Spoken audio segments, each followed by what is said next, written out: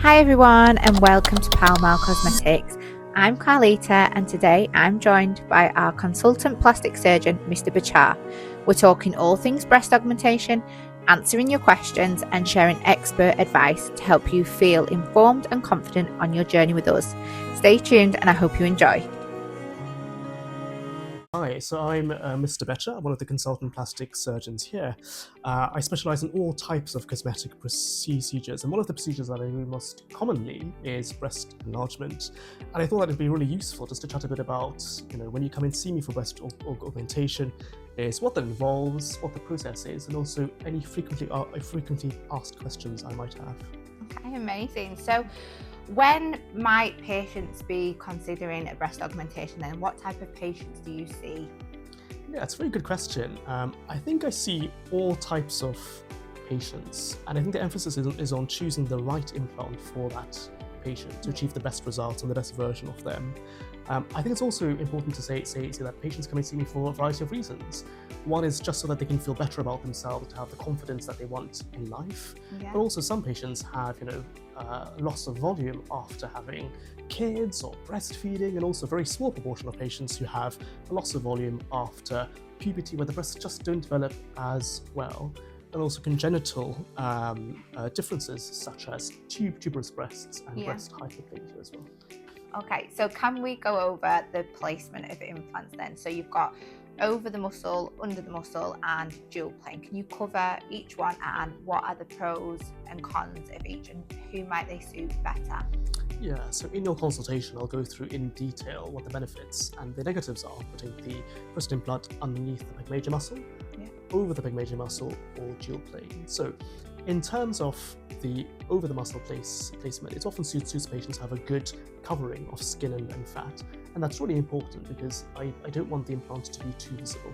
So they have a nice natural look. So I'll measure you to make sure that you're eligible for that, rather placing the implant underneath your pec major muscle in patients who have less fat, where I need to disguise the implant better, and the muscle does that for me very, very well. The negatives of that are that I have to cut through the pec major muscle to access the pocket between your rib cage and your muscle. And that means that the recovery is a bit more smooth, but still tolerable and bearable.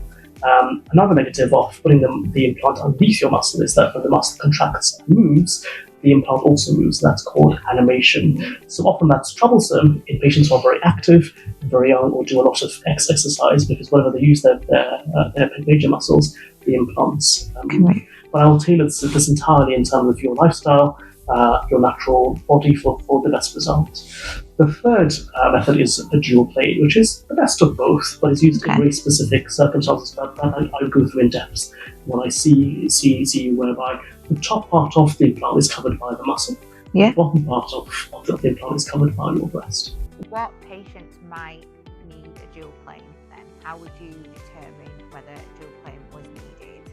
Yeah, so I think patients who are of a disposition don't have as much sanity as fat, so let's cut up the skin. Dual planes are really a good option because they still get a very natural result, but also they have the benefit of the major muscle covering the top of the implant, which is the most visible part of the implant. But once again, I'm here to comprehensively guide you through this entire process.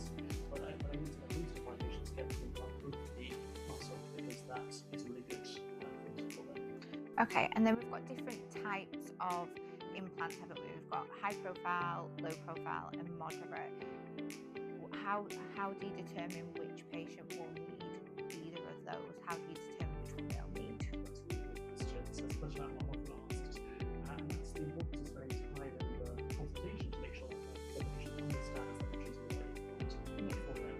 Now, in terms of the projection or the profile, it refers to how high the implant is and how far forward the look may be.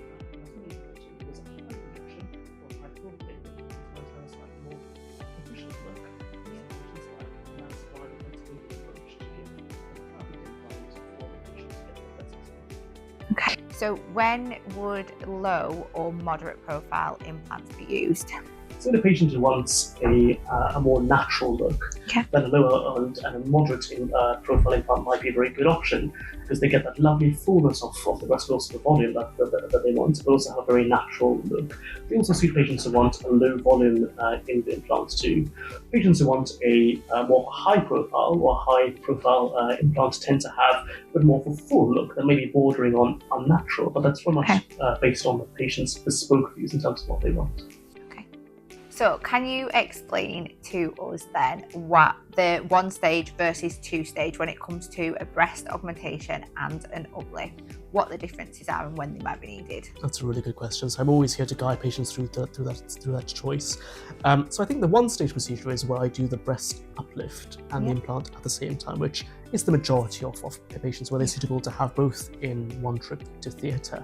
The second option is to do the uplift first, or do the implant first, and then the implant or the uplift as a second theatre trip. But those are really patients who are in a small minority, usually patients who are choosing very big implants, or who are not quite fit enough to go through an operation that's a bit bigger in one go.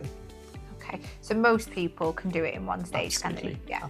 Okay, so what are your options then if you're borderline needing an uplift, and how can a patient sort of check for that at home? Is there anything they can do to sort of give them an idea if they might need an uplift? Yeah, it's a really important question. So I think it's important to also recap that by the time you see me, and by the end of the consultation, you'll have certainty as to whether you need an uplift or not. But the very simple things that a patient can do at home to kind of in the mind's eye have an inkling as to whether they need an uplift or not. Okay. So one of the arbitrary ways that we look at whether a nipple needs to be lifted or not is looking at the arm bone, so looking at the crease of the elbow to the shoulder, and normally the midpoint is where your nipple should be, but it's such a subjective thing. So me as an expert, I will not just use that, but objective measurements to ensure that we're doing the best operation at the right time that is tailored for you. So if they were at home, they could stand in front of a mirror, put their arms down by the side, and if it's sitting sort of between the two, it should be okay. If it's sitting a little bit lower, they may need. Correct, yeah. Okay, brilliant. So what are the different options then when considering breast augmentation? Yeah, so this is very on a case-by-case basis. Yeah. So when you come to see me, we'll discuss exactly what look you're looking for, be it a very natural teardrop look, all the way to a very full look with lovely cleavage on top. Yeah. And that's quite important because we tailor the implant to what look you desire. Implants can be teardrop shaped, they can be round too, and also they vary in terms of the width of the implant, but also the height and also the projection. Okay, and that's quite important to give you the appearance you look, both without clothes, but also with a bra on and also an open top dress. Okay, so when a patient's coming to visit you then for a consultation, what is useful for them to come, to have in mind? Do they come with pictures, of an ideal? Obviously, they can't say, I want these breasts, but, an idea of size and shape, or is it better they just come and obviously are guided by you? They might have a specific, bra size that they're after. Yeah. Which do you find easier, or both? So I think it depends on what the patient likes. Yeah. So I always delight in patients to have a firm view, to say, you know what, I found a lovely picture on the internet, even though it might not be applicable because everyone is different, but my job is to guide them through the whole process. On the other hand, there might be patients who have no idea but just want some extra volume, and I'm also there to show them befores and afters that I've done to ascertain what look that they desire. It's very much on a case-by-case basis, and I think it's that individuality and it's that tailored approach that makes us unique here. Okay, and sometimes we see in our community group that we have people sort of comparing, so they'll be like, well, I've got 400cc implants, and somebody will be like, oh, can I see a picture? And obviously there's a big difference between patient to patient, isn't there, with the same. How do you explain that to a patient then, that yes, one patient might have 400cc, but you're recommending, say, 300cc. How do you explain that to them? I think it's a question that they get really hung up, some people can get hung up on and get concerned the size of the implant is the overall size of the breast.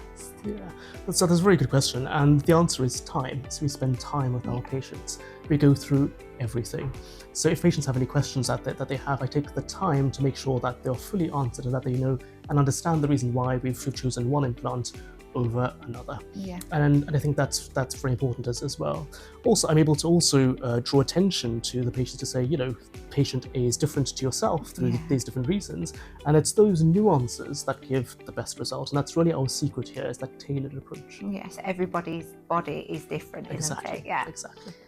So could we talk through then? Obviously, we've covered briefly on sizes as in the CC, but could you run us through the differences with round, implant, ergonomic, and the atomical ones, please? Fantastic. So all our implants are the latest. And what's beautiful about those is that they are beautiful and soft. So an implant has a silicone shell, and inside that shell is a silicone gel. And the beautiful thing about the latest iteration of these implants is that the gel is cohesive. That means that even in the very rare circumstance where they rupture, the gel stays as it is. So it doesn't go anywhere, and that's fantastic. The other beautiful thing is that the shell is so soft that even if the implant ripples a bit, it's so natural and so soft that patients are really bothered by it. So implants can be round, which gives a beautiful upper fullness to your breast, and also a cleavage there, which patients love. Patients can also have a teardrop shape, which is mostly an anatomical implant, but we also use Ergonomics 1 and Ergonomics 2, where they look round, but if you hold them up, they adopt a beautiful natural teardrop shape. And those implants are fantastic in patients who don't want upper pole fullness, i.e. don't want more of a cleavage, but want more fullness at the bottom. And it very much depends on a patient-by-patient basis, and it's that tailored approach that I also mentioned. So they're used to obviously get the look that the patient is desiring, whether that's a full upper pole or a more natural look. Brilliant. And do we offer, or do you use different textured implants, so smooth over the textured ones? So my approach is always to do the safest operation for you, and that's really important. So number one is the safety, and number two is the best result. So I went to Harvard Medical School a few years ago, and I learned all about the best safety in the surgical environment, which is unique. As such, the implant that I use is called a micro-textured implant, and that's wonderful is that you get the benefits of a textured implant, i.e. the implant pretty much remains where you put it, but also it reduces the risk of something very, very rare called ALCL. Now, ALCL is a very rare cancer of the capsule of the implant that happens in less than 1 in 16,400. So it's very, very rare, but I don't take any risks for any of my patients. Brilliant. So could you explain to us what is the Rice test, please? No, the Rice test. So the Rice test I very rarely use because I spend so much time with my patients in the clinic, and we have great fun. So I often say that when a patient comes to see me, we have the chat is the first part where we find out what the patient wants. And the second part, which is the fun part, is the sizing of the implants. And I really spend a lot of time on that. So it's very rare I have to use the Rice test. But anyway, the Rice test is patients at home can measure in a jar the amount and volume of rice, pop it into a bag, and then pop that into their bra. And the aim of that is to simulate the volume of the implant. So if a patient is still undecided, they can go home and have a look at that, and I can talk them through how to do the Rice test again, and then have some certainty or more certainty in terms of the Rice test and their confidence of the implant that they chose with me. Of course, in those patients that are unsure, I always see them as many times as they would like, because I want to be able to be there to guide them through their decision-making process. But it's a nice little adjunct to my consultation. So in your consultations, do you use the sizes as well to give the patient an idea? Yes, and do you encourage patients maybe to take pictures while they're in the consultation while they've got the sizes in? Absolutely. So I want the patients to leave the chat with me, to have the confidence that they've chosen the right implant, that I'm the right surgeon for them, emphasizing safety and also the best result. And also to make sure that they're confident and excited about their operation, because that's the first day of the new confidence that I give them. Amazing. So the next thing, I guess, is placement of implants then, because this is, everybody has different opinions, and what suits one person might not suit another. So could you go through obviously the different placements, but also when you would use the different placements as well? Yeah, so this is a question that I'm often asked about, and the answer is to tailor the approach. So there's no one rule for everyone, so it's tailored on the patient's body type, what their preferences are, and also what look they're also going for as well. So there's 3 different types of placement of the implants. One is over the pec major muscle. Yeah. The second is under the muscle, and the third is a dual plane, which is a combination of both. And I am there to guide you through the whole process, and we'll talk about the pros and cons. Yeah. So, for example, if a patient has good amounts of skin and good amount of fat, then actually the implant over the muscle is a better choice, because it means that I don't have to cut through the muscle, therefore the recovery time is better. And also it means that if they're very active or very, very young, that the risk of the implant moving with the muscle itself is a lot less. However, if a patient is very thin and wants more of a curved look, then perhaps under the muscle is better. So it will have a long, in-depth chat about which one of these is better. And could things like pregnancy, weight loss, age, can that determine what placement you might need as well? Absolutely, yes. Yeah. So if the skin envelope, so the skin and the fat overlying the implant is too thin, then putting the implant underneath the muscle is much, much better. But I will take accurate measurements, and then we can always have a chat about which is the best placement for yourself. But it's such an individual choice, and it's something that I take great pride on, to spend time with patients to ensure that they have the best results, the best implant in the best place with the best long-term results. Okay. And is there a difference with like breastfeeding? So can you still breastfeed if you had under the muscle versus over the muscle? Yes. So we don't actually cut into any of the breast itself. So breastfeeding should be uninterrupted. So patients should be confident in that. Okay. So when would you say someone needs an uplift then? I know we've touched on it briefly at the beginning, but sort of a more in-depth idea as to whether somebody would need an uplift or not. When do you recommend them? And how do you sort of deal with patients that you might recommend an uplift, but they're really unsure because they're worried about the scars and things like that? Yeah, so that's a very good question. I think we often see patients who have completed their families, who've breastfed, who've lost a lot of volume, and that's normal. The breasts have done their job, and they tend to descend a bit, and that is natural and normal. But we're always here to help you through all that. So we also take some measurements to say objectively, yes, your breasts have dropped, and also be able to mathematically and accurately work out where they should be. And that's a discussion that I have with you as well, to say, I think your breasts have dropped by X amount, and they should be here. And then we chat about where precisely the nipple will be as well. Okay. I think it's important to also remember that having that flexibility in terms of the procedures that we can do is important, because then the best result is pretty much a fait accompli versus having a guesswork in terms of whether you need an implant or not. Okay. Amazing. So how do you tackle, or what's your sort of go-to when it comes to a 1-stage versus a 2-stage when it comes to a breast augmentation and uplift? That's a very good question. So the key thing is safety. Yeah. So if a patient wants a breast lift and a very big implant, then the safest thing is to do it in 2 theatre trips. Okay. But actually, if most of my patients want a reasonable sized implant, in which case doing it in 1 procedure is completely fine. But it's such a tailor-based thing, and it's something that we always discuss. So if I think the implant's a bit big for 1 theatre trip, then I'd say probably in 2. But it's a very personalised choice. So it's the implant size that sort of pushes towards whether it's 1 or 2. Okay. So what is scarring like from just a breast augmentation versus a breast augmentation with an uplift? Yes, the breast augmentation just has a short little scar that's normally about 5 to 6 centimeters across, which I hide underneath the breast in the breast fold. Normally the scars heal incredibly well, and I'll guide you through how to look after the scar after the operation as well, so that they fade to their minimal, normally by the 6 months to a year's mark. Yeah. Now, for a mastopexy or a breast lift, there's a scar around the nipple down to where the crease is, and then from the chest side all the way close to your armpit, and that scar's a lot bigger.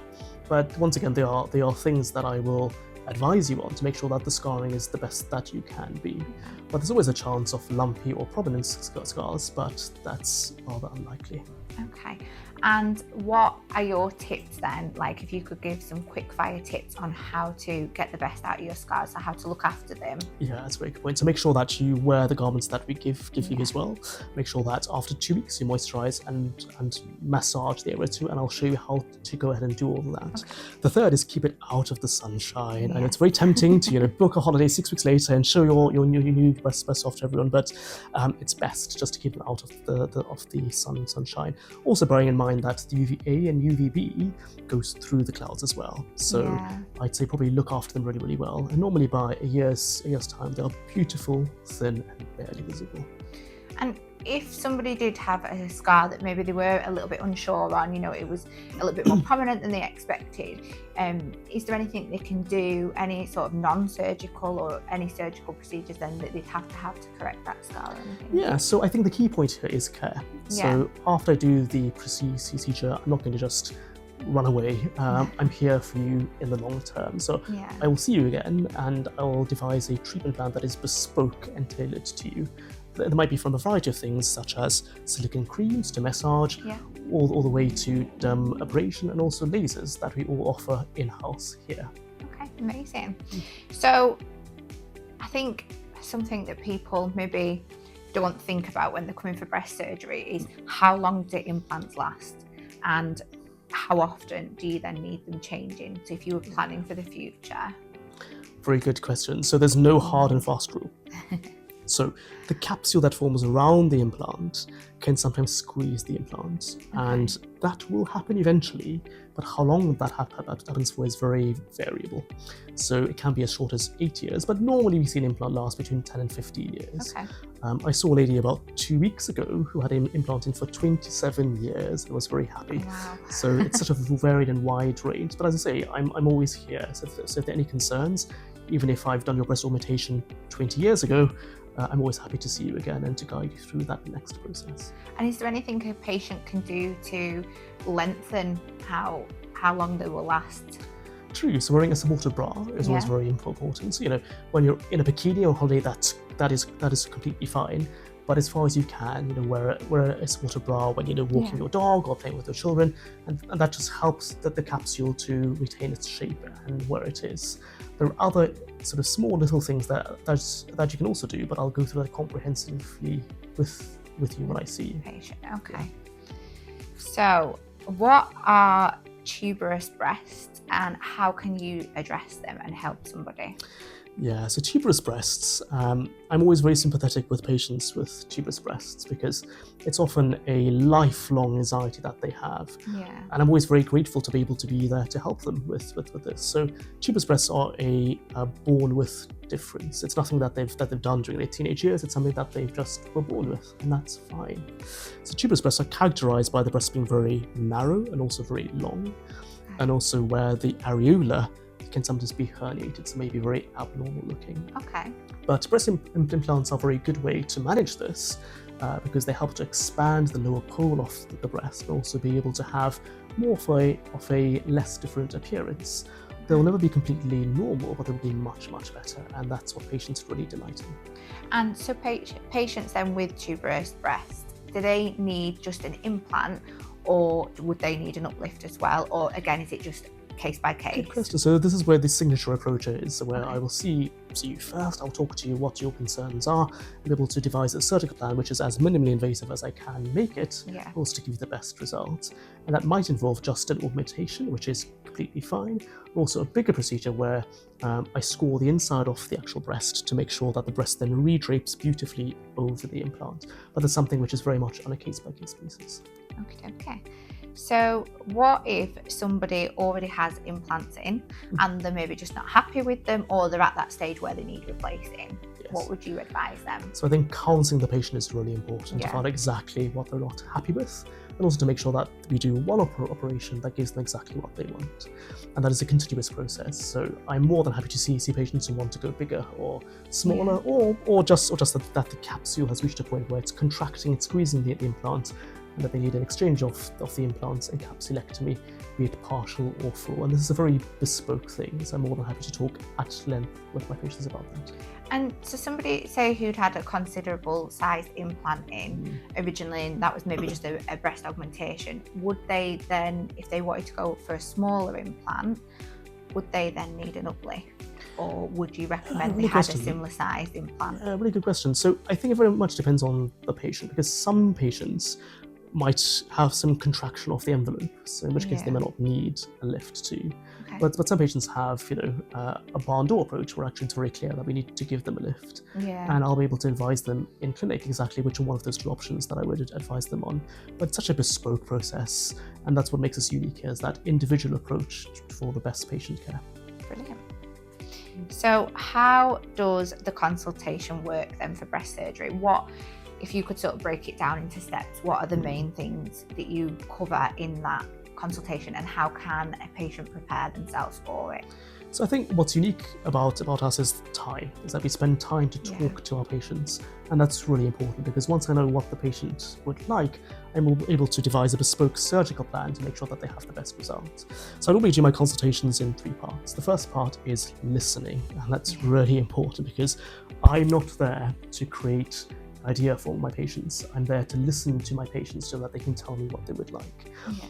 As well as that, I talk about their medical comorbidities and all their previous operations they've had, and that's really important, because in my mind I'm thinking from my patient safety point of view, is this operation safe for my patient or not? So they need to come with an idea of their sort of medical history to help you. Okay. Yes, absolutely. The second part of the consultation is the fun part, where we size the implants and we talk about where the cuts will be, and patients really enjoy that. And that really is the most enjoyable part of the entire chat, is to give the patient a glimpse into what they might look like in the future. That's a very rewarding part. The third part is with my serious hat on, to make sure that the patient knows exactly what the complications might be. Even though my complication rates are very, very low, but there's always a chance. We prepare for the worst, but we often have the best. And I think that's a very good way to approach things. And then the end of the third part of the consultation is to just summarize everything, so that if there's any points that the patient is unsure, I'm more than happy to recap that.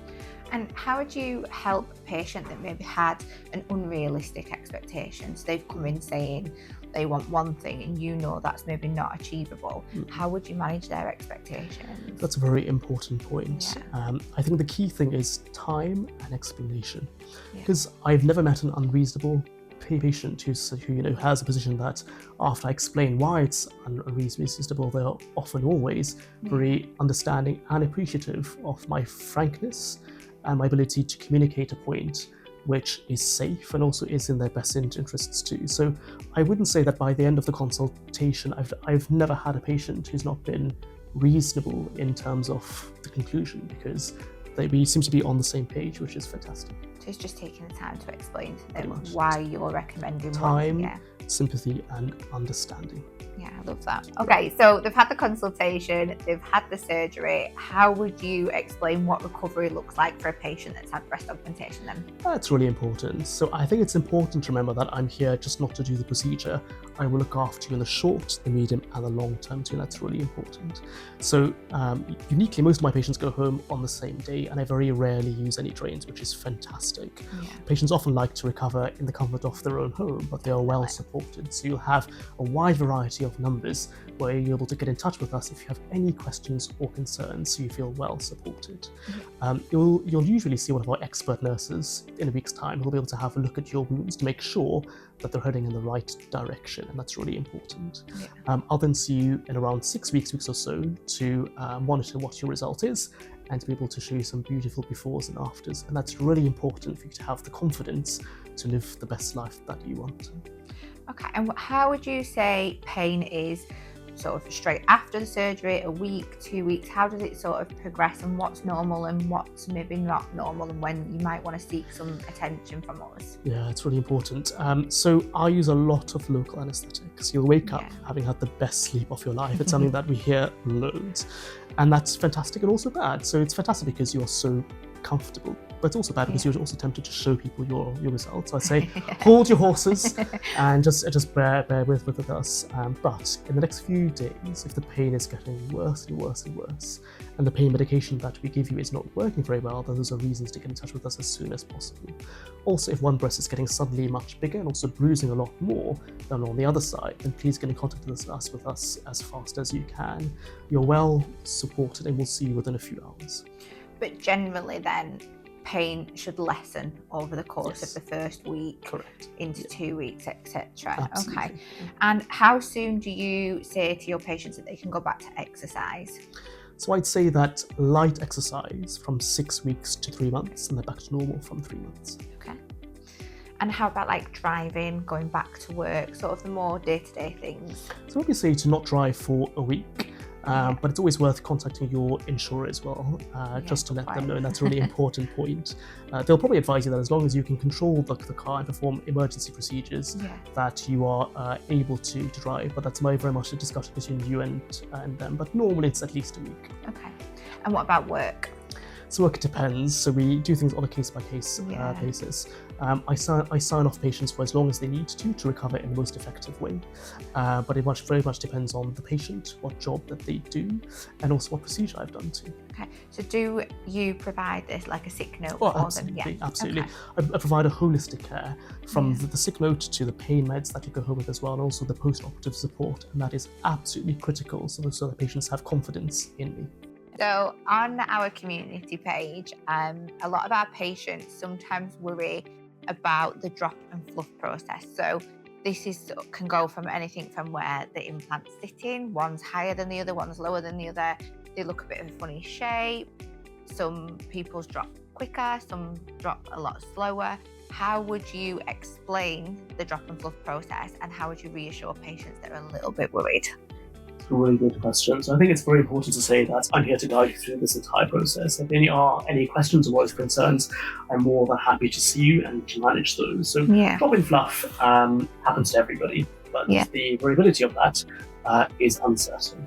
So drop and fluff is the process by which your breast matures and settles down after a procedure, be it breast augmentation or breast lift and augmentation or a variety of other things. But the principles is that over time the breast will drop slightly, and the implant will then mold and shape, or rather the breast tissue will then mold and shape over the implant, and that's very relevant in terms of how quickly that normally occurs. Usually patients find that by the first few weeks the breast might be a bit higher than they expect, or might be some lumps and bumps here and there might be some irregularities. Those are normal and should settle down over time. So rest be assured, you'll still have a great result, but I'm there to guide you through the entire process.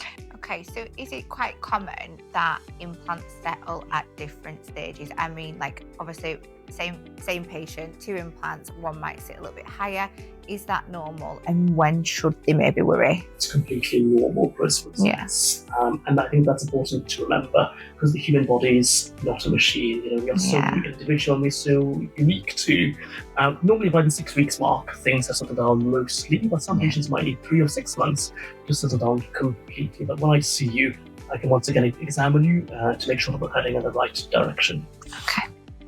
Before about how patients can sometimes be a little bit worried that one's dropping faster than the other, and we hear the term sisters not twins quite a lot. Is that normal? And how do we reassure patients that not to worry if they are settling at different stages, and is there anything that impacts them not settling at different stages? That's a really important point. I think it's very important to also say that I've never seen symmetrical breasts in my entire life. And that's a really important point, because the little asymmetries that we have make us human and also make us the best version of ourselves. I'm here not to give you the most perfect pair of breasts in the world. I'm here to give you the most perfect breasts for you, and that's a very important point. They are sisters, not twins, is a very important saying. It's something that I will say to you at some point in your journey with myself, because it's such a lovely phrase. It communicates the points that your breasts are friends, but actually they are very similar, but they're not exactly the same. But I'm always there to point out those asymmetries to you. If I can correct them, of course I will do so, but there will always be an element of acceptable asymmetry, and that's really important. Okay. Is there anything that a patient can do to help themselves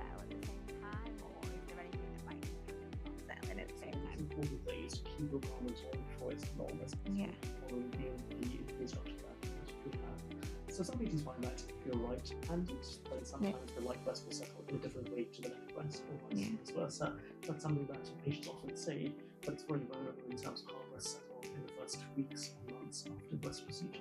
Okay, so try and use both hands instead of relying on the dominant hand. Correct. And it also advise patients not to lift up their arm above their heads as well, because that also helps to disrupt the breast. But most of our patients are very compliant and normally have great results. How is the patient best prepared for surgery? Is there any tips you would give them leading up to considering surgery? Yeah, it's a really good question. I think once again, it's on a case-by-case basis too. So I think it's important that the patient is at their ideal weight, and that's really important because I want to give them the best result that lasts for the longest amount of time. But also the weight needs to be a sustainable weight, because there's no point in a patient losing a lot of weight and then gaining it post-operatively because they're not able to maintain that. So that's a really important point. Also, if a patient has diabetes or any kind of comorbidities, it's important that they are as optimized as they can be, because they really do affect the wound healing and also the overall appearance too. And lastly, please don't smoke. It's a bugbear of mine, but there's a noticeable difference in terms of the speed of healing between patients who do smoke and smoke, and that's really important. And is that the same for vaping as well? Because obviously a lot of people don't smoke anymore, they vape. Is that the same? People often don't realise that vaping has nicotine, and nicotine is also really bad for the blood flow to the scar, and that means that the scarring may be worse, and also the rate of infection might also be worse as well. Okay, because I think this is something that we get asked quite a bit, and there's quite a lot of chat on our community group about, is why do they have to stop vaping? Why do they have to stop smoking before and after? So is it purely to aid healing and to stop complications? Yeah, and also there's also a high risk of infection too. Okay. So I think I'm a bit selfish in that I want the best result for you. And that means that if I have to be quite firm about that, I think it's for your best interest, because I think I wanted to have the best result for the longest amount of time. And think of it as a short investment in yourself, but that pays dividends long term. Okay. Well, thank you for coming and going through breast augmentation with us. So how can a patient get in touch with you if they want a procedure? So you can see me in loads of places, which is really good. So I see patients in North London, in the West Midlands, and the North West. I look forward to seeing you soon. Amazing, thank you. Fantastic.